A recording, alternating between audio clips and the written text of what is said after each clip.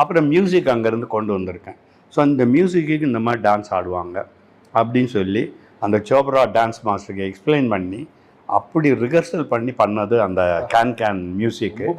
ஜெமினியில் இன்சானியத்துன்னு ஒரு படம் எடுத்தாங்க, திலீப் குமாரை வச்சு ஒரு பெரிய செலவு பண்ணி எடுத்த படம் அது.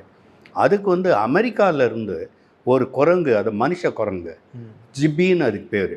அந்த ஜிப்பியை வந்து ஸ்பெஷல் பர்மிஷன் வாங்கி அமெரிக்காவிலேருந்து இந்தியாவுக்கு கொண்டு வந்து எடுக்கிறதுக்கு கவர்மெண்ட் லெவலில் பர்மிஷன் வாங்கினா தான் கொண்டு வர முடியும். அந்த அனிமலை கொண்டு வந்து வச்சு அந்த படம் எடுத்தார்.